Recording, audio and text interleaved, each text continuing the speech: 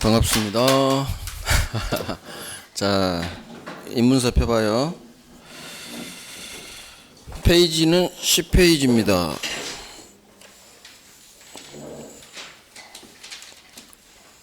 우리가 이 앞에 법률행위, 권리변동 받고 법률행위 종류, 그다음 성립요건, 효력요건에서 당사자, 행위능력 있어라, 행위능력이 제한되는 자, 미성년자 취소할 수 있다. 자, 여기까지 했어요. 오늘 이제 법률행위의 목적, 법률행위 동네에서 가장 중요한 거 할 거예요. 민법 총칙, 법률 행위를 배웁니다. 법률행위 필수 요소, 의사표시를 두 번째로 배우고요. 법률행위 남을 시켜서 하게 합니다. 대리제도. 법률행위가 무효가 되고 취소할 수가 있어요. 무효 취소. 법률행위에 조건 달고 날짜 붙입니다. 조건기한. 자, 법률행위 맨 처음에 가장 가볍게 종류, 성립요건, 효력요건, 계약 목적, 법률행위 목적, 마지막으로 법률행위 해석. 목적, 계약 목적입니다. 확정할 수 있어야 되고 실현 가능해야 되고 적법해야 되고 사회적 타당성이 있어야 돼요. 사회적 타당성. 이 네 개를 모두 갖추면 이 계약 법률행위는 효력이 발생하겠죠. 문제는 여기서 이제 빵꾸가 납니다. 실현 가능, 소유권 넘겨주는 게 가능해야 되는데 건물이 불타버렸어요. 그러면 소유권 못 넘겨주죠. 불능이에요. 소유권 넘겨주고 싶어도 넘겨줄 수가 없어요. 이걸 불능이라고 하고요. 법에 적합해야겠죠. 우리는 법을 지켜야 되니까. 법에 위반됐을 때 어떤 문제가 나오느냐. 당연히 무효겠죠. 사회적 타당성, 사회적 타당성이 없는 법률행위, 반사회 법률행위, 불공정, 공정하지 못한 법률행위. 불공정 법률행위도 반사회예요. 그런데 법 조문을 독립적으로 하나 줬어요. 그래서 이 두 개. 이 파트에서 가장 중요한 것은 반사회 불공정이에요. 반사회 불공정이 목적이 법률행위 동네에서 제일 중요하지만 그 중에서도 한 문제짜리로 나오고 한 문제짜리로 나와요. 그래서 반사회는 해마다 나온다고 생각하시고 불공정은 경련제로 나온다 생각하시면 돼요. 확정부터 갑니다. 확정할 수 있어야겠죠. 계약. 내가 내 아파트를 파는데 내가 아파트가 세 채 있어요. 그러면 세 채 중 어느 아파트를 팔지 목적물이 확정돼야 되고 또 대금도 확정돼야겠죠. 매매계약에서 가장 중요한 것은 매매 목적물하고 대금이에요. 자, 확정할 수 있어야겠죠. 대금은 5. 확정할 수 없다? 무효입니다. 무효. 우리는 항상 반대가 시험에 나와요. 이건 잘 안 나와요. 가능. 법률행위 목적은 실현 가능해야 됩니다. 그런데 실현 불가능하죠. 가짜 떼어버리고 법에서는 불능이라고 해요. 자, 이제 여기 설명드려요. 중요해요. 이 파트는. 불능. 계약법하고 연결돼서 같이 중요해요. 불능 사례를 통해서 이해를 합니다. 갑, 소유, 건물이에요. 팝니다. 을에게 매매계약을 통해서 5억 받고 팔립니다. 5월 1일 날 계약서 썼어요. 매매계약이 성립됐다, 체결됐다, 다 같은 말이에요. 채권계약이죠. 매매계약은 동네가 계약법, 계약법은 채권법에 속해요. 물권 다음 채권, 계약법. 이 매매계약은 채권계약이죠. 채권계약은 계속 이렇게 민법 물고 늘어져야 돼요. 계속 연결됩니다. 논리과목이라 그래요. 채권계약은 채권 채무가 발생해요. 그래서 매수인은 소유권 주세요라는 채권이 발생하고 매도인 갑은 소유권을 을에게 넘겨줘야 될 소유권 이전 채무가 발생해요. 소유권 넘겨줘야겠죠. 결국 등기를 넘겨줘야 돼요. 얘는 법률 행위를 통해서 의리, 계약을 통해서 소유권을 취득하려면 계약한 것만으로는 안 돼요. 반드시 자기 앞으로 등기를 해야 되거든요. 그러니까 등기 넘겨줘야 되는데 이 건물이 한 달 전인 4월 1일자 계약 체결 전에 불타서 없어져 버렸어요. 멸실 또는 우리 시험에는 소실. 요즘 아파트 불 많이 나대요. 날이 추워서 그런가? 이게 불탈소예요. 소실. 어찌됐든 날아갔어요. 건물이 불타서 없어져 버리면 이 건물에 있는 갑소유권도 소멸해요. 건물이 없으니까 소유권도 사라지겠죠. 대상이 없어져 버렸으니까. 나중에 소유권, 물권 소멸 사유에서 소멸 사유 한 가지 목적물의 멸실이에요. 그러면 건물이 불타서 없어져 버렸어요. 그런데 갑은 이 건물을 팔겠다고 계약서 썼죠. 소유권 넘겨줄 수가 없겠죠. 건물이 없는데 소유권도 없는데 넘겨줄 소유권이 없으니까 이 소유권 이전 채무는 불가능해졌어요. 이걸 불능이라고 해요. 채무는 이행 가능해야 되는데 소유권 넘겨줄 수가 있어야 되는데 불타서 건물이 없어져 버리니까 소유권도 사라지고 이 소유권 이전 채무는 불능에 빠졌다고 해요. 불가능, 가짜 떼버리고 불능. 불능은 그대로 외우세요. 하고 싶어요. 하고 싶어. 난 넘겨주고 싶어. 하지만 넘겨주고 싶어도 넘겨줄 수가 없네요. 하고 싶어도 할 수가 없네. 이게 불능의 개념이에요. 하고 싶어도 주고 싶어도 줄 수가 없어요. 안 주는 게 아니에요. 못 주는 거예요. 할 수가 없네. 그대로 불능 외워버리시고 소유권을 넘겨주고 싶어도 넘겨줄 수가 없네요. 불능에 빠졌다고요. 이 소유권 이전 채무가 불능해. 이걸 외워야 돼요. 소유권 이전 채무가 불능에 빠진 거예요. 건물 멸실로 이 불능을 계약 체결 전에 이미 사라져 버렸죠. 따라서 태초부터 불능이다 해서 처음부터 불능이다. 원시적 불능이란 말이 나와요. 처음부터 불능이네. 계약 체결 전. 그래서 이게 키워드예요. 계약 체결하기 5월 1일 전, 하루 전이든 상관없어요. 무조건 계약 체결하기 전에 건물이 어떤 사유로 날아가 버렸어요. 그러면 소유권 이전 채무는 불능에 빠지는데 처음부터 불능이네 해서 원시적 불능이라는 단어가 나오고 문제는 이 매매계약의 효력이에요. 계약서는 썼는데 건물 자체가 이미 없는 건물이에요. 소유권 넘겨줄 수 없어요. 그럴 때 이 매매계약을 유효로 볼 것이냐 무효로 볼 것이냐 둘 중 하나인데 그냥 외웁니다. 원시적 불능의 경우 이 매매계약은 무효예요. 이건 그냥 외우면 돼요. 왜? 유효로 할 수도 있어요. 근데 그냥 무효로 봐요. 그래서 원시적 불능 매매계약 무효. 시험이 기출 3번이에요. 그러니까 계약 체결 전에 건물이 불타는 사유로 날아갔다.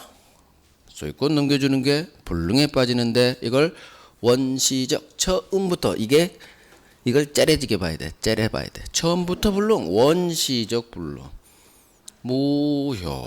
그대로 오면 지문 하나 OX 맞춰요. 자, 두 번째. 이번에는 사례가 바뀝니다. 계약 체결할 때는 이 건물이 멀쩡했어요. 멀쩡히 살아있었어요. 그런데 계약 체결한 후 한 달 후라고 하죠. 건물이 불타서 없어져 버렸습니다. 그럼 마찬가지 건물이 없어져 버렸으니까 소유권 넘겨주는 것도 불능에 빠집니다. 소유권 넘겨주는 게 불능이에요. 소유권 이전 채무가 불능이다. 이걸 외워야 돼요. 처음에는 공부는 외워야 돼요. 기본적인 외우고 모든 걸 근데 외울 수가 없어요. 양이 너무 많으니까. 기본적인 건 외워두고 이 외운 걸 토대로 이제 풀어가야 돼요. 민법은. 특히 대법원 판례는. 얘들을 외울 사항이에요. 계약 체결한 후 건물이 날아가서 소유권 이전 채무가 불능에 빠졌어요. 당연히 후 불능이니까 후란 말이 나올 거고 후발적으로 소유권 이전 채무가 불능됐다 해서 후발적 불능이라는 단어가 또 나와요. 계약 체결 후 계약 체결한 후 건물이 날라갔죠. 이게 키워드. 이걸 후발적 불능. 그러면 후발적 불능의 경우 이 매매 계약이 유효냐 무효냐 또 나올 거예요. 자 봅니다. 전, 후 반대말이죠. 원시적 처음부터 태초부터 불능, 후발적 불능 반대말이죠. 그러면 이 후발적 불능의 경우 저 매매 계약이 유효냐 무효냐요? 유효예요 무효예요? 반대말 해야지. 무효 반대말은 유효가 돼요. 그래서 후발적 불능의 경우에는 이 매매 계약은 똑같은 불능이죠. 소유권 못 넘겨줘요. 근데 완전 반대예요. 왜? 얘들이 반대니까 나도 반대로 가야지. 얘만 미친 척하고 같이 가면 논리에 안 맞아요. 법은 논리이기 때문에 쭉 반대면 얘도 반대로 가야 돼요. 그래서 후발적 불능은 같은 불능이지만 무효가 아니고 유효로 봐요. 유효. 그래서 원시적 불능은 무효, 후발적 불능은 유효. 이것도 기출 선호본 나왔어요. 다 맞힐 수 있어요. 다 맞힐 수 있어요. 이런 건 OX 절대 틀리면 안 돼요. 그래서 가장 기본되면서 잘 나와요. 그래서 이 그림을 통해서 항상 제가 포토 영상 찍으라겠죠. 머릿속으로 가브를 그려야 돼요. 그래서 불능이 나오면 원시적 불능, 후발적 불능이 나오면 이 그림을 떠올려야 돼요. 계약 체결하기 전에 날라갔어? 처음부터 불능이네. 소유권 이전 채무가 원시적 불능 무효 이거 외우시고 계약 체결한 후 계약 체결할 때는 건물이 멀쩡했는데 계약 체결한 후 날라갔어. 후니까 후발적 불능. 반대니까 얘는 무효지만 얘는 유효. 그대로 외워줍니다. 그래서 봐요. 교재 봅니다. 불능이 두 개가 있어요. 처음부터 불능이네. 원시적 불능. 처음부터 법률행위 당시 하면 계약 체결 당시부터 처음부터 항상 법률행위는 계약으로 읽어버려요. 그러면 이해하기가 쉬워요. 자, 얘 매매계약 체결하기 전이라는 한 글자에 동그라미 빵 치세요. 이게 키워드 중심 단어란 얘기예요. 계약 체결하기 전에 건물이 화재 등으로 멸실, 소실됐어요. 그러면 머릿속으로 빨리 전 나왔으니까 처음부터 불능, 처음 시가 나오는 원시적 불능 이걸 머릿속에 떠올려야 돼요. 다음 페이지. 이 매매계약은 원시적 불능인 법률행위는 이 법률행위가 매매계약이에요. 이 매매계약은 무효예요. 무효의 동그라미 빵 하세요. 결론. 그래서 원시적 불능 매매계약 무효. 이 예하고 11페이지에 있는 무효 여기를 같이 해서 별 3개 하세요. 별 3개. 우리 시험은 원시적 불능이라는 말이 절대 뜨지 않아요. 우리 시험 지문은 친절하지 않아요. 그냥 들이대요. 그러면 내가 머리 굴려서 무효냐 무효냐를 골라내야 돼요. 그래서 우리 시험 지문은 이 예하고 그대로 나와요. 계약 체결 전에 화재로 소실한 경우 이 매매계약은 효력이 있다, 효력이 없다 그렇게 나와요. 그러면 효력이 없다 하면 맞는 지문이고 왜? 무효니까. 우리 시험 지문은 무효라고 한자 두 글자도 안 하고 풀어요. 효력이 있다, 효력이 없다. 그러면 우리가 공부할 때 시험 지문에 나온 그대로 해야 되느냐? 그러면 안 외워져요. 단어는 줄여야 돼요. 그래서 한자로 외우고 효력이 없다면 무효 빨리 거기서 같은 말 그런 식으로 할 거예요 앞으로. 그래서 원시적 불능 이 5글자는 뜨지 않으니까 계약 체결 전에 동그라미 빵 치고 그럼 빨리 머릿속으로 원시적 불능 떠올리고 그러면 무조건 소수로는 무효로 끝나야 돼. 효력이 없다로. 자, 후발적 불능. 계약 체결 당시에는 건물이 멀쩡해서 소유권 이전 넘겨주는 게 가능했죠. 근데 계약 후 불능이 됐어. 자, 예를 통해서 봅니다. 우리 시험 지문에 예가 나와요. 이 형태로. 계약 체결한 후 그러면 후에 동그라미 빵 해야겠죠. 건물이 날아갔어요. 후발적 불능 머릿속으로 생각하고 이 매매 계약은 효력이 있다. 유효로 끝나야 돼요. 그래서 유효의 동그라미. 그래서 계약 체결한 후 건물 멸실. 그 머릿속으로 빨리 후발적 불능 떠오르고 후발적 불능 매매 계약은 유효로 끝나야 맞는 지문. 그래서 여기도 별 3개 이해하고 후발적 불능 유효 별 3개 별 3개짜리는 이해하고 외워야 돼요. 하나를 알더라도 정확히 알아야 오지선다는 답을 골라요. 대충 알면 헷갈리기만 하고 막 찍어야 돼요.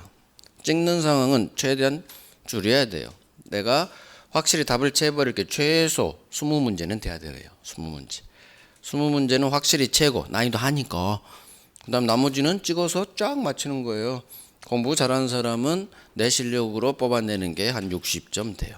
나머지는 찍어서 70점 넘는 거예요. 둘 중 하나. 대충 찍는 게 아니에요.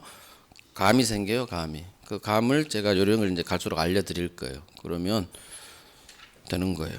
그래서 하나를 알더라도 정확히 이해하고 외우고. 제가 시험에 나오는 위주로 가르치기 때문에 시험은 예하고 소실된 경우 이 매매 계약은 효력이 있다, 효력이 없다 그렇게 나와요. 그러면 머릿속으로 후발적 불능 빨리 떠오르고 후발적 불능은 유효 나 외웠어. 효력이 있다 하면 맞는 지문인 거고 효력이 없다 그러면 X 지문으로 탁 날려버려야 돼요. 자, 적법 갑니다. 나중에 이 후발적 불능과 관련해서 1월 달에는 그러면 건물이 날아갔을 때 어떻게 하지? 이 매매 계약은 유효니까 효력이 있으니까 이걸 어떻게 둘 사이에 처리할 것이냐 문제가 나와요. 그거 이제 공부할 거예요. 지금은 항상 민법은 단계를 밟아야 돼요. 기초공사 쌓고 그 다음 가야지. 중요해요. 1월달 3월달에 할게. 하지만 처음부터 들이댈 수는 없어. 왜? 일단 한 바퀴 돌아야 돼요. 계약법까지 영어는 봐야 될 거 아니에요. 그래서 다음 1월 달에 하고 또 3월 달에 하고 그러면서 우리가 공부해야 될 양의 100%를 완성해 가는 거예요. 그래서 순환 과정에서 그 순환 과정에서 배운 것은 그때그때 소화를 시켜줘야 돼. 왜? 제가 많이 안 가르쳐요. 그러니까 소화시켜줘야 돼. 원적 불능 무효, 후발적 불능 유효.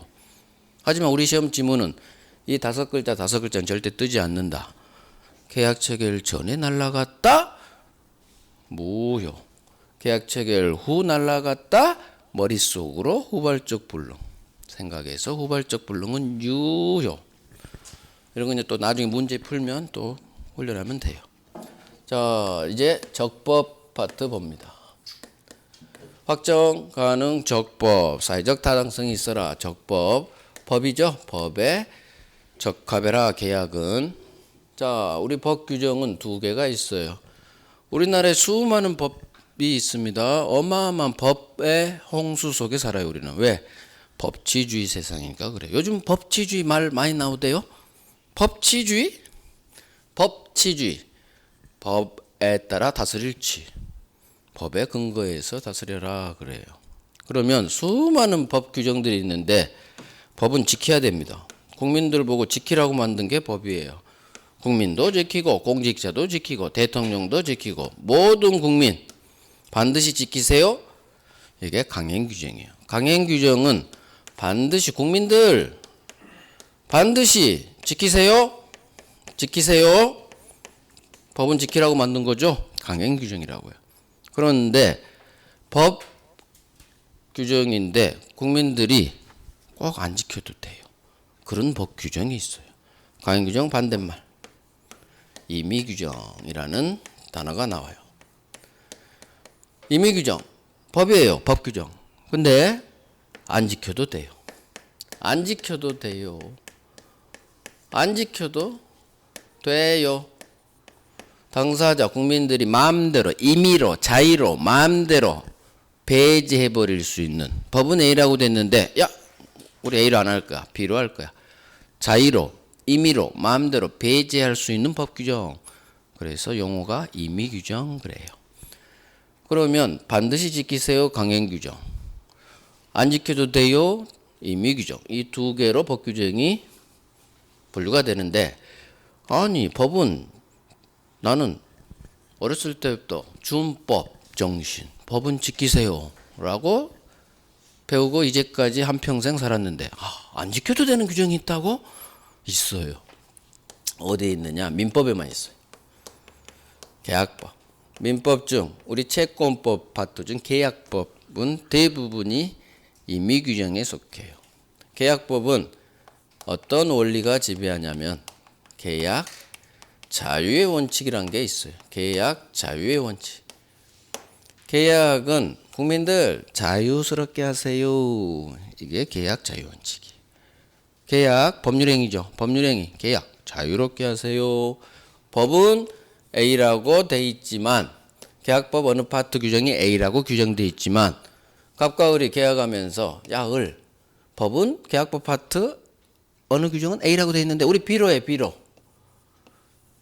당사자 간에 B로 법 규정과 다르게 이거 안 지키고 B로 하는 특약 먹힙니다. 유효해요. 꼭 법의 규정대로 계약이 이루어질 필요는 없어요. 법은 A라고 되어 있지만 우리는 B로 하자. 당사자 간의 특약 먹힙니다. 왜? 계약법 규정은 안 지켜도 되는 임의 규정이라 그래요. 그래서 계약법 파트 동네 계약법 파트에서 당사자 간 갑을 간의 특약은 다 먹혀요. 유효, 효력이 있어요. 그래서 당사자 특약으로 배제할 수 있다로 끝나면 맞는 지문이 돼요. 계약법. 계약 총론부터 강론, 매매, 교환, 임대차 이 세 개가 우리 시험범위잖아요. 임대차 몇 개 조문 빼놓고는 총론부터 매매까지 전 범위 내에서는 어떤 규정과 다른 특약 유효로 끝나면 다 맞는 지문이 돼요. 이걸 세트라고 표현해요. 그대로 적용돼 버리는 거. 그래서 이 하나를 외워두면 곳곳에서 나와. 어느 적용 배제할 수 있다 없다 우리 시험 중 다 있어요. 자 매매에서 매도인의 담보 책임이란 게 있어요. 갑이 을에게 팔았는데 이 건물이 비만 오면 비과세요. 하자가 있다고요. 그러면 판 사람은 책임져 줘야 돼요. 이게 우리 민법 매매 파트에서 나오는 매도인의 담보 책임인데 한번 생각해 봐요. 내가 팔았는데 내가 샀어요.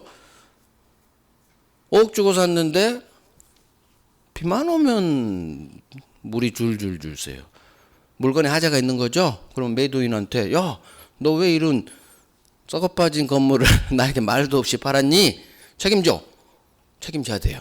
이게 매도인의 담보 책임에 관한 민법 규정이에요. 문제 있는 물건을 파는 경우 책임져라. 우리 상식에 맞죠? 자, 상식에 맞아요. 근데 갑과 을이 계약하면서 어디서 갑을? 갑과 을이 계약하면서 갑이 그러는 거예요. 야, 을 설사 내가 판 건물에 비과세는 등에 하자가 있다 하더라도 나는 아무런 책임지지 않을 거야. 라고 특약을 요구해요. 나는 책임지지 않을까? 즉 해당 법 규정을 적용하지 않고 나는 책임 안 질 거야. 법은 책임지라고 돼 있는데 나는 책임 안 져. 만약에 을이 갑이 책임 안 진대요. 을은 기분 좋아요 안 좋아요? 지가 안 지겠대. 문제 있는 건물. 나는 기분 안 좋죠. 그러면 을은 계약 안 하면 돼요. 근데 을은 이 건물이 꼭 필요해. 근데 이놈은 책임 안 지겠대. 혹시나 문제가 발생해도 을은 고민해야 돼요. 이 건물을 사야 돼 말아야 돼? 그러다가 을이 결정하는 거예요. 기분 들어오면 안 사면 돼. 계약서 안 쓰면 돼요. 근데 이 건물이 꼭 필요해. 그러면 불리한 계약을 하는 거예요. 계약서 썼죠? 이 특약이 들어간 계약서예요. 그러면 이 특약은 유효하다는 얘기예요. 먹힌다는 얘기예요. 그러니까 법 규정은 책임지세요 했는데 나는 책임 안 져 라는 특약이 체결돼 버리면 을이 불리한 계약을 감수하면서까지 계약을 한 거예요. 그 의사 존중해 준다는 얘기예요. 그래서 계약 총론부터 임대차는 임차인을 보호하기 위해서 몇 가지 강행 규정이 있어요. 반드시 지켜야 되는. 임차인에게 불리한 특약은 무효로 보는 강행 규정이 있지만 이 몇 가지 6개밖에 안 돼요. 6개 뺀 나머지 계약법 총론부터 특히 매매 파트까지는 다 임의 규정이에요. 그래서 법은 A라고 돼 있지만 담보 책임지세요. 하지만 나 안 질 거야. 라는 특약이 먹힌다. 그래서 총론도 마찬가지죠. 모든 법 조문은 다 당사자 특약으로 배제해 버릴 수가 있어요. 이런 계약법 규정들은 그냥 표준 규정일 뿐이에요. 표준. 그래서 당사자가 우리는 안 지킬래요. 가능합니다. 이게 임의 규정의 개념이에요. 안 지켜도 돼요. 그런데 강행 규정은 반드시 지키세요. 어디에 나오느냐? 또 반대야. 계약법 반대, 채권법 반대, 물권법이겠죠. 물권법 파트는 어떤 원리가 지배하냐면 물권 법정주의란 말이 나와요. 물권 법정주의. 자, 물권의 종류, 물권과 관련된 계약, 내용, 이거 민법, 물권법 파트에서 정한 대로, 법에서 정한 대로 주의, 움직이세요. 즉, 물권과 관련된 계약은 법이 정한 대로 하세요. 국민들 반드시 지키세요. 그 물권법 파트는 물권 법정주의가 지배하기 때문에 법이 정한 대로 계약해야 돼요. 물권 관련 내용은. 그래서 만약 법이 정한 거 다른 특약했다. 안 먹혀요. 안 먹힌다는 얘기는 무효 하나만 한 특약. 효력을 발휘하지 못해. 그래서 임의규정은 계약법 파트 거의 대부분 임대차 몇 개 조문 빼놓고 강행규정은 물권법 대부분. 물론 물권법도 예외적으로 임의규정이 몇 개 있어요. 그건 해당 파트에서 배워요. 자, 강행규정 지켜야 됩니다. 문제는 가행법규를 위반. 안 지켰네요. 가행법규 위반된 계약이에요. 당연히 지키라고 만든 법을 안 지켰으니까 법은 힘을 주지 않아요. 무효가 돼요. 이 계약은 가행법규에 위반한 계약. 무효입니다. 무효. 당사자한테 의도한 힘을, 권리를 주지 않아요. 그래서 가행법규 위반했다? 무효예요. 이걸 그대로 확정할 수 없다? 무효. 원시적 불능? 무효. 단 후발적 불능은 무효가 아니에요. 그래서 외워야 돼요. 후발적 불능은 유효예요. 당연히 가행법규 위반했다? 무효가 떨어집니다. 그런데 우리 모든 현상이 다 하나로 갈 수만은 없어요. 꼭 예외적 상황이 발생합니다. 가행법규 위반했습니다. 효력 인정하지 않습니다. 무효. 이렇게 가면 우리가 참 편할 텐데 예외적 현상이 벌어져요. 갑이 포장마차예요. 포장마차에서 순대 팔아요. 오뎅 팔아요. 떡볶이 팔아요. 자, 내가 공부하다가 우리 야간 강의 듣고 집에 가는 길에 포장마차에서 오뎅, 순대, 떡볶이 먹을 수 있죠. 우리 많이 먹죠? 5,000원어치 사 먹었어요. 노점상이죠. 우리 법이 음식을 팔 때는 허가받고 팔라고요. 국민의 건강을 위해서. 그런데 노점상은 허가받았어요? 안 받고 해요? 구청으로부터 허가받을까요? 포장마차들 안 받아요. 무허가예요. 다. 무허가 음식 판매 행위예요. 갑의 행위는, 갑의 이 오뎅 파는 행위는 구청으로부터 허가를 받지 않고 파는 거예요. 법 위반했죠. 식품위생법을 위반한 계약이에요. 포장마차에서 우리 오뎅 사 먹죠? 떡볶이 다 법 위반한 행위에 가담하고 있는 거예요. 다 우리는 가행법 위반 행위에 가담하고 있는 셈이에요. 이 의식을 못한 상태에서 위법을 막 하고 있는 거예요. 국민이죠. 허가 받고 해야 되는데 허가 안 받았어요? 가행법 위반이네요. 자, 얘기할게요. 우리 법의 99%가 가행법규예요.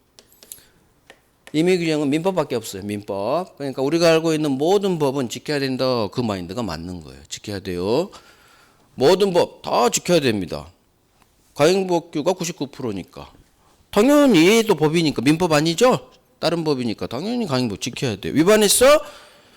효력 인정하지 않습니다. 가행법규 위반 무효. 자, 적용합니다. 오뎅 판 거 매매 계약이에요. 이 매매 무효입니다. 즉 원칙대로 간다는 얘기예요. 무효입니다. 무효가 되면 아무런 권리 의무가 발생하지 않아요. 채권도 없고 채무도 없고 물권 변동도 일어나지 않아요. 이게 무효인데 이따 볼 거예요. 주기 전에는 줄 필요가 없어요. 이행 전에는. 왜? 채무가 없으니까. 하지만 이미 서로서로 준 게 있다. 그러면 지금 여기다 적으면 안 돼. 무효 효과가 엄청 중요해요. 지금 해버릴게요. 갑이 을에게 매매했는데 계약했죠. 아파트도 넘겨주고 등기까지 넘겨줬어요. 1년 후 이 매매가 강행법규 위반해서 무효로 밝혀졌어요. 매매가 무효면 등기도 무효. 자, 1년 동안 살고 있었어요. 이게 근거를 상실해 버렸어요. 그러면 이미 얘는 5억 받았죠. 5억 받고 1년 지난 후에 이 매매가 무효로 밝혀졌어요. 그러면 내가 현재 을이 1년 동안 살고 있어요. 등기도 내 앞으로 소유자로 등기돼 있어요. 그런데 매매가 무효로 밝혀지면 등기도 무효. 다 무너집니다. 그러면 얘는 소유자 아니고 얘가 소유자가 되고 소유권에 기한 물청으로 돌려주세요 할 수 있어요. 반환 청구, 등기 말소 청구. 즉 이미 서로 받은 것들은 그 근거 원인이 사라졌다 해서 이걸 법률상 원인이 없어졌다.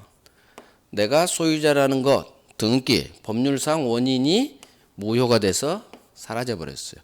법률상 아무런 원인 없이 내가 1년 살고 있는 거야. 내 앞으로 등기되어 있는 거야. 이게 다 무로 돌아가요. 그러면 내가 현재 상대방부터 받은 얘 건물하고 등기는 다 법률상 원인 없이 내가 가지고 있는 거예요. 이걸 부당한 이득, 부당이득이라고 해요. 그래서 상대방으로부터 받은 것은 부당한 이득이 돼서 원주인에게 돌려줘야 돼요. 그래서 돌려줘야 돼요. 안 돌려주면 돌려주세요 라는 채권이 생기는 거예요. 그래서 부당이득 반환 채무가 발생. 이게 무효의 효과예요. 어마어마하게 중요해요. 이미 서로서로 이행한 게 있다. 그러면 다 부당한 이득, 즉 정당한 이득이 아니란 얘기예요. 부당한 이득은 자기가 가지고 있으면 안 되죠. 부당한 이득 원주인에게 돌려줘야 돼요. 자, 얘 5억 받았죠. 1년 전에. 5억도 돌려주고 얘는 건물 돌려주고 등기 말소하고 이렇게 서로서로 정산해야 돼요. 자, 그러면 떡볶이, 오뎅, 순대를 내가 산 5,000원어치 매매계약이 강행법규 위반했네요. 무효가 되면 5,000원은 주인한테 줬고 나는 음식을 먹었죠. 그러면은 서로서로 받은 게 있잖아요. 나는 먹었고 얘는 5,000원 받았고 서로서로 부당이득이 돼서 돌려줘야 돼요. 그럼 다음날 찾아갑니다. 사장님, 법 위반했죠? 떡볶이 어제 한 우리 매매가 무효래요. 5,000원 돌려주세요. 부당이득이래요. 5,000원 돌려주세요. 아, 그래요? 그런 게 있어요? 돌려주세요. 그러면 당신도 돌려주세요. 아, 저는 뱃속에 있네요. 순대, 오뎅, 떡볶이가 제 뱃속에 있는데 어떻게 할까? 오바이트 해드릴까요? 오바이트. 할 수는 없잖아요. 오바이트 해줄 수는 없잖아. 대법원이 아하, 우리 국민들로 하여금 오바이트 하게 할 수는 없지 않느냐. 그래서 비록 강행법규 위반했지만 이거 무효로는 보면 안 되겠다. 국민들 마음 편하게 포장마차에서 순대 사 먹을 수 있도록 예외적으로 유효로 봐요. 강행법규 위반했지만 무효가 아니네. 이 매매계약은 유효네. 예외 강행 규정이 생겨요. 그래서 원칙 규정을 강행법규 위반했습니까? 효력 인정하지 않습니다. 효력 인정하지 않습니다. 무효로 봅니다. 그래서 원칙 규정을 강행법규 중 효력 규정이라고 하고 강행법규에 위반했는데도 무효로 볼 수가 없어요. 유효로 봅니다. 단속만 될 뿐. 법률행위 효력 자체는 계약 효력 자체는 유효로 봐주는 단속 규정, 이와 같이 강행 규정은 두 개로 분류가 돼요. 이게 원칙이에요. 무효예요. 하지만 예외, 단속되잖아요. 포장마차 노점상들 단속 안 하니까 그렇지 단속돼요. 그래서 과태료 몰고 철거당하고 단속 대상은 돼요. 단속만 될 뿐, 행정벌만 받을 뿐, 사법상 매매개혁, 매매계약, 법률행 효력 자체는 유효로 보는 단속 규정 이 두 개로 강행 규정은 분류를 해버려요. 그래서 대표적인 게 허가받지 않고 음식 팔았다. 무허가 음식 판매 행위는 해당 법규정 비록 위반한 계약이지만 무효로 보지 않고 유효로 봐줘요. 해당 법규정은 단속 규정으로 해석 나온 결론이에요. 자, 하나 더 볼게요. 사례. 지금 보는 게 더 중요해요. 얘 기출 2번. 뭐가 음식 판매 행위? 지금 나온 건 기출 4번이에요. 갑이 을에게 팔아요. 을이 다시 병에게 아파트를 팝니다. 갑과 을 사이 매매 계약이 있겠고 을이 이 아파트를 사자마자 한 달 안에 팔아요. 병에게. 좋은 매수자가 나타나서 한 1억 더 얹어서 팔아요.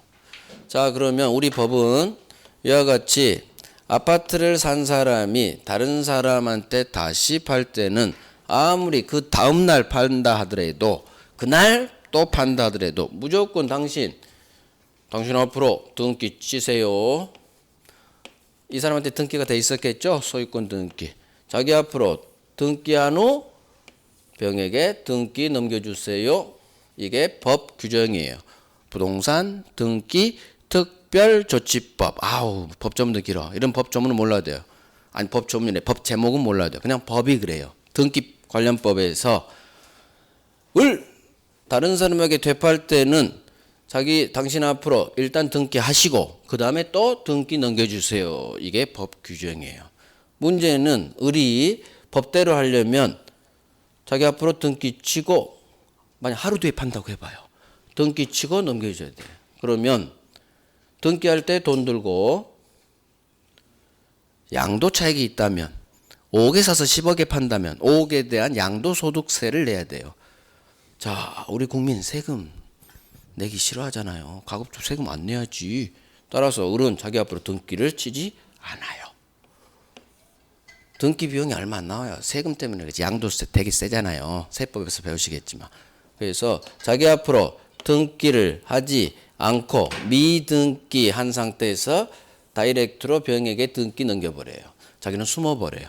그러면 노출이 안 되니까 세금에 세무조사 나오지 않는 한 세금을 안 내요.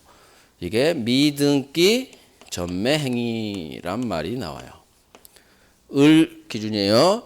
자기 앞으로 등기를 하지 않은 상태에서 전매는 구를 전자예요. 매매가 한번 굴렀다. 두 번째 매매를 전매 매매계약 그래요.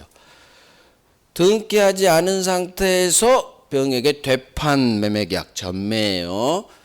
자, 그러면 을은 법대로 하지 않았죠. 이 미등기 자기 앞으로 등기 치지 않고 판 이 두 번째 매매계약은 강행법규 위반했어요. 강행법규 위반. 자, 원래 강행법규 위반하면 무조건 무효라고 생각을 해야 돼요. 이렇게 예외로 유효를 보는 것은 누가 봐주느냐? 대법원이 봐줘요. 대법원이. 법에는 어느 규정은 효력 규정, 어느 규정은 강행 단속 규정 이런 말이 전혀 없어요. 법전에는. 오로지 대법원이 강행법규를 보건대 강행법규에 위반한 행위 중 어떤 것은 그래도 봐주겠다 유효로 대법원 판례로 형성되는 거예요. 이게. 자, 따라서 강행법규 위반은 무효입니다. 우리는 국민은 이렇게 알고 있어야 돼요. 미등기 전매행위 이 매매계약 강행법규 위반 무효. 매매가 무효면 병등기도 무효가 되죠. 자, 이 등기를 일단 세 사람이 나오니까 최초 양도인 맨 마지막 산 사람 최종 맨 마지막 양수인 이 사람은 중간에 있는 사람 중간자. 이 등기는 중간자인 을을 생략하고 최초 갑에서 맨 마지막 병에게로 다이렉트로 넘어가 버렸죠. 중간자 을 등기가 생략된 중간 생략 등기라고 해요. 중간자 을 등기가 생략된 등기해서 갑에게서 병에게로 다이렉트로 넘어간 이 등기를 중간 생략 등기라고 하는데 매매가 무효면 등기도 무효. 법 위반했으니까. 그러면 병은 이 등기 말소해야 돼요. 야, 우리 법 위반이래. 을 앞으로 등기해주고 내 등기가 무효래. 을 앞으로 법대로 등기하고 나한테 다시 넘기세요. 정상 절차로 가면은 괜찮겠죠. 등기 말소하고 네 앞으로 등기 쳐. 그 다음 나한테 등기 넘겨. 하루 뒤에 일이 벌어졌어. 그러면 병 앞으로 정상 절차 법대로 왔죠. 병이 생각해 봅니다. 아하, 내 등기가 법 위반한 등기는 맞아.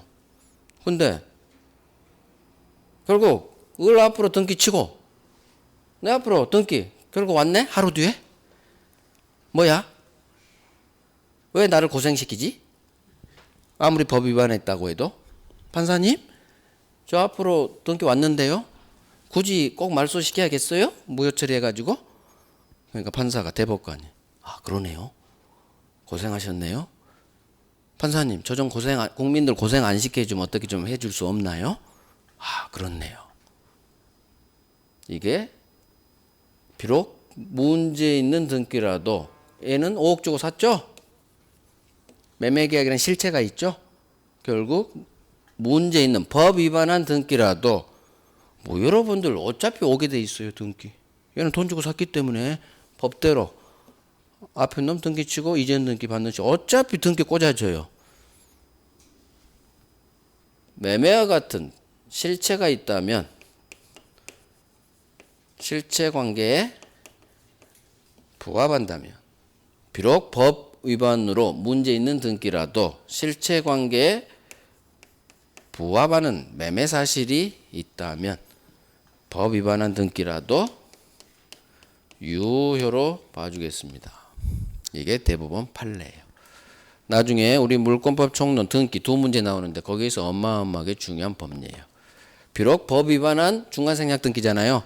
중간생략 등기 법 위반한 등기예요. 가행법규 위반한 등기라도 선생님은 돈 주고 사셨네요. 매매계약이라는 실체가 있네요. 그러면 봐드릴게요. 고생 안 시켜드릴게요. 국민들 고생 안 시키는 법리가 실체관계에 부합한다면 법을 위반한 문제 있는 등기라도 유효로 봐주겠다. 이게 실체관계 부합 법리라고 해요. 등기 파트에서 엄청나게 중요한 법리예요. 그쪽에서 계속 할 거예요.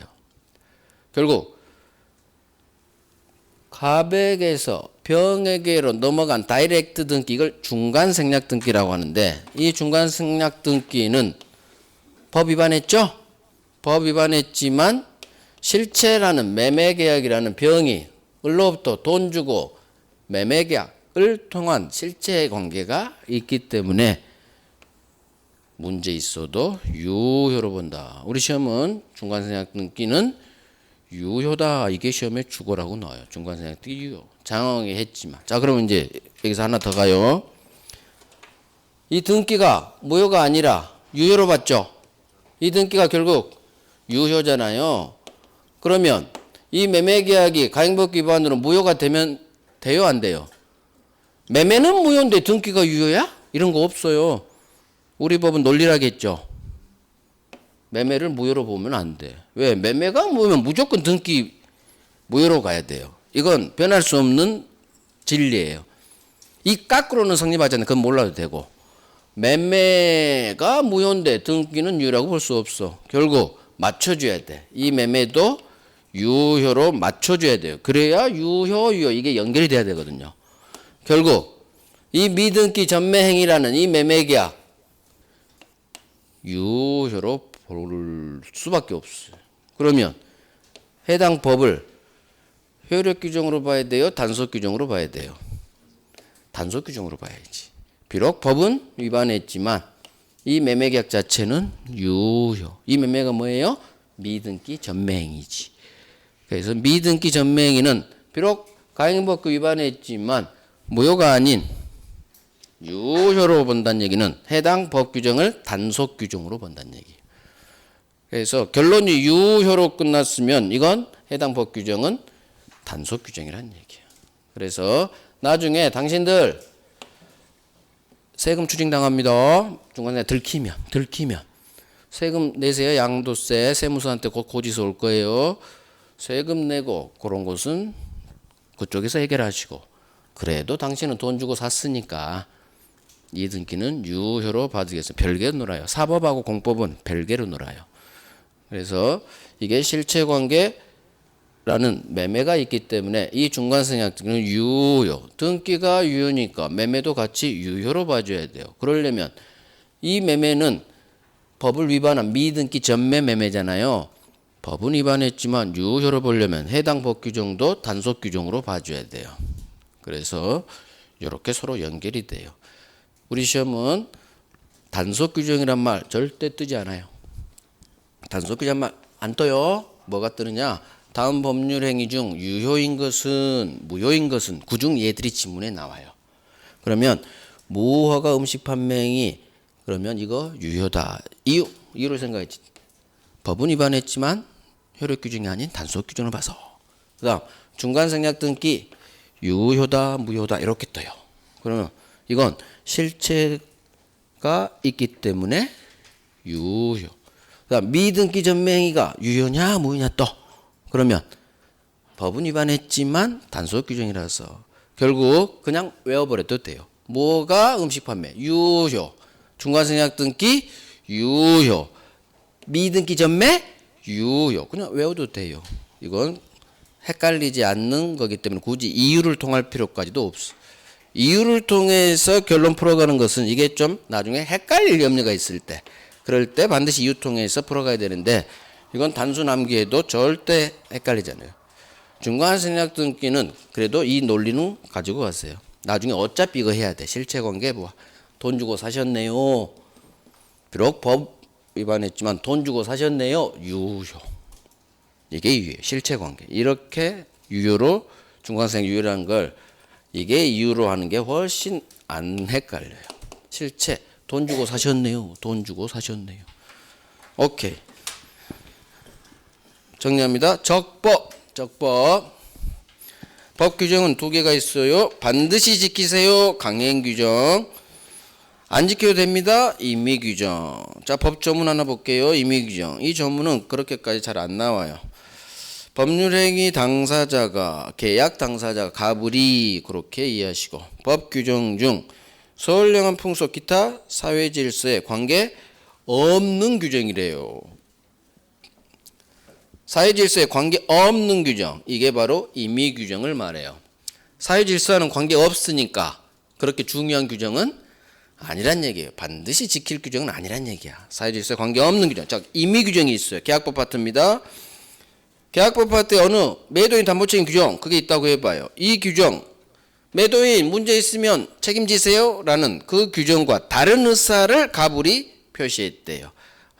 나는 책임지지 않겠습니다. 다른 특약한 거예요. 그러면 다른 법 규정과 임의 규정, 법 규정과 다른 의사를 당사자가 계약할 때 표시했어. 그러면 이 의사 먹혀요 안 먹혀요? 이 의사 먹힌다. 이 당사자 의사에 의한다 그 말이에요. 특약 먹힌다. 왜? 해당 규정이 사유질서와 관계 없는 규정, 즉 이게 임의 규정이기 때문에.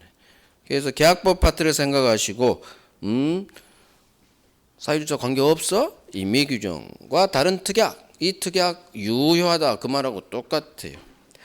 그래서 사유질서 관계 없다 이런 거 우리 시험에 나온 적 한 번도 없어요. 그러니까 흘려도 돼요. 그냥 임의 규정은 안 지켜도 된다 그렇게 이해하셔도 시험하고 아무 상관없고요. 이 파트가 중요해요. 두 번째, 계약법 파트는 계약 자유 원칙이 지배하기 때문에 계약법 규정 대부분은 임의 규정, 이게 중요해요. 계약법 규정 대부분 임의 규정 따라서 안 지켜도 되기 때문에 계약법 파트에서 계약 총론부터 임대차 몇 개 강행 규정 이외에 모든 전 파트의 당사자 간의 가불 간의 특약은 먹힌다. 특약이 우선한다. 그래서 여기 별 3개였어요. 당사의 특약 유효라고도 써요. 특약이 우선한다는 얘기는 이 특약 유효 먹힌다. 쉽게 말하면 먹혀요. 유효. 이거 별 3개. 나중에 잘 나와요 시험에. 세트라고 해줘. 세트. 가행 규정. 선량 평소 기타 사회 질서 관계 있는 규정이겠죠. 그러니까 반드시 지켜야지. 반드시 지켜야 됩니다. 물권법 파트죠. 물권 법정주의가 지배하는 물권법 규정은 대부분이 반드시 지켜야 돼요. 그래서 당사자는 법이 물권법에서 A라고 정했으면 그대로 A로 가야지. 우리는 B로 할래? 안 먹힙니다. 자, 가행 규정은 다시 원칙 위반했네요. 지키라고 만든 법을 위반하면 법은 힘을 주지 않습니다. 무효. 그런데 이게 전부가 아니라 원칙 규정이에요. 효력 규정, 효력 인정하지 않습니다. 그래서 효력 규정이란 단어가 나와요. 예외 규정이 있죠. 강행 규정인데도 위반했어요. 그런데도 무효로 보지 않아요. 즉 유효로 보는 규정. 이걸 단속만 될 뿐 법률의 효력 자체는 유효로 봐주겠다 하는 단속 규정이라고 나와요. 시험은 예가 나와요. 무허가 음식 판매행위 강행법규 위반입니다. 허가 안 받고 팔았으니까. 하지만 유효. 중간생략 등기도 법 위반이에요. 강행법규 위반. 하지만 유효예요. 실체가 있기 때문에. 병은 올로부터 샀어요. 저 그림을 기억해야 돼요. 가불병. 중간생략 등기하면 항상 민법은 가불병으로 머릿속에 기억을 하세요. 가불병으로. 그냥 따로 중간생략 놀지 말고요. 그러면 기억이 금방 사라져버려요.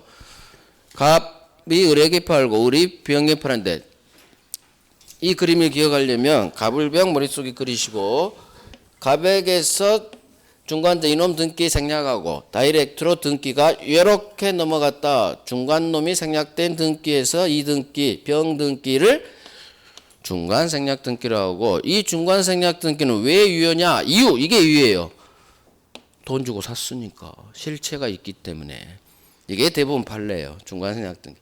미등기 전매는 법 위반했지만 이걸 맞춰주기 위해서 단속 규정으로 본 거예요. 그러니까 중간 생략 등기 유효한 얘기는 실체관계 부합법리 때문에 직접적으로 나온 거고 미등기 전매 결국 이것도 유효니까 단속 규정 같이 연결돼요.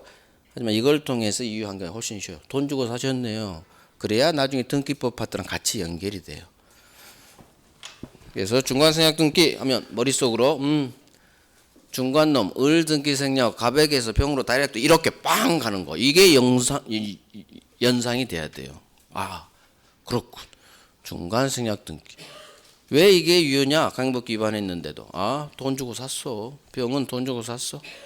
우리 대부분은 실체가 있으면 비록 법을 위반한 문제 있는 등기를 하더라도 봐줘. 이게 실체관계에 부합하면 문제 있는 위법한 등기라도 무효로 보지 않고 유효로 봐준다라는 실체관계 부합법입니다. 이것까지 알면 아주 좋죠. 나중에 등기, 물권법 등기 파트 할 때 잘 나와요. 실체관계 부합. 많은 게 해결이 돼요. 뭐가 음식, 중간생략. 여기가 별 3개 들어가요. 이게 유효다. 화살표 짜가세요. 그 위째 줄 유효 있죠? 뭐가 음식 판매행위 유효. 중간생략 등기 유효예요. 시험 이게 나와요. 유효냐 무효냐로 장난쳐요. 단속 규정 이런 거 안 떠요. 효력 규정 이런 것도 안 떠요. 이걸 알려고 시험에 나온 이걸 알려고 지금 설명에 들어갔을 뿐이야. 그러니까 나오는 건 저기 계약법 파트 당사자 간의 특약 먹힌다. 매도인의 담보책임 면제 특약 먹힌다. 위험부담 법 규정과 다르게 네가 임마 부담해. 다 먹힌다. 계약법 파트는 당사자의 특약 다 먹힌다. 그래서 시험은 이 2개가 나오는 거예요. 2개가. 저 위쪽 특약은 계약법 파트에서 나오고 여기서 나온 게 아니라 계약법 파트. 지금 하는 거예요. 지금. 오케이. 여기까지 하고 10분간 쉬고 이제 반사회 불공정 쪽으로 갈게요.